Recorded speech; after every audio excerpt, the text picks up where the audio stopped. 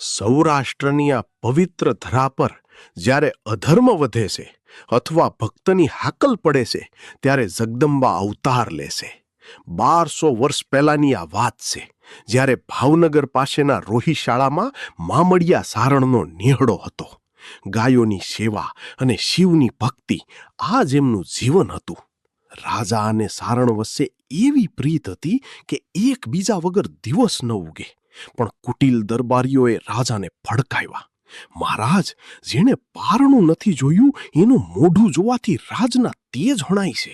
અને એ કાળી સવારે રાજાએ મામડિયાને અપમાનિત કરી કાઢી મૂક્યા. મામડિયાના આત્માને ઠેસ લાગી.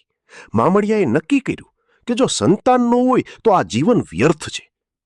8મા દિવસે જ્યારે તેઓ કમળ પૂજા પોતાનું મસ્તક ચડાવવા ગયા, ત્યારે ભોળાનાથે તેમનો હાથ પકડી લીધો.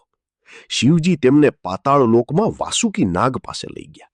ત્યાં વચન અપાયું કે 7 નાગકન્યાઓ મામડિયાના ઘરે દીકરીઓ બનીને આવશે. એક અશુભ ઘડીએ ભાઈ મેરખિયાને કાળોતરો ડંખ્યો.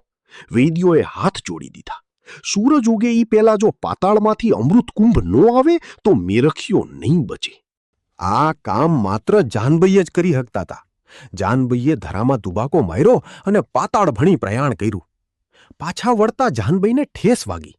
એવો લંગડાતા ચાલવા લાગ્યા. સમય ઓછો હતો ત્યારે આઈ આવડે સૂર્યને હાકલ કરી, હે ભાણ, જ્યાં સુધી મારી જાનબાઈ ન આવે ત્યાં સુધી ઉગતો નહીં. સૂર્યનારાયણ થંભી ગયા. જાનબાઈએ મગરને આહવાન કર્યું અને મગર પર સવાર થઈ તેઓ વેગથી કિનારે પહોંચ્યા. ભાઈને અમૃત પાઈ સજીવન કર્યો. જે રાજાએ અપમાન કર્યું હતું તેને મા ખોડલે પોતાનો પરચો બતાવ્યો. રાજા શીલભદ્ર માના ચરણોમાં નમી પડ્યા. માએ તેને આશીર્વાદ આપ્યા, પણ સત્યનો માર્ગ ક્યારેય ન છોડવા ચેતવણી આપી. આજે પણ ગુજરાતનો ખૂણે ખૂણો ખોડિયાર માના જયઘોષથી ગુંજે છે. મગર જેમનું વાહન છે એવી મા ખોડલ દરેક દુઃખમાં ભક્તોની વારે આવે છે. આ હતી વાંજિયાનું મેણું ભાંગનારી અને જગતનું કલ્યાણ કરનારી ખોડિયાર માની અમર કથા.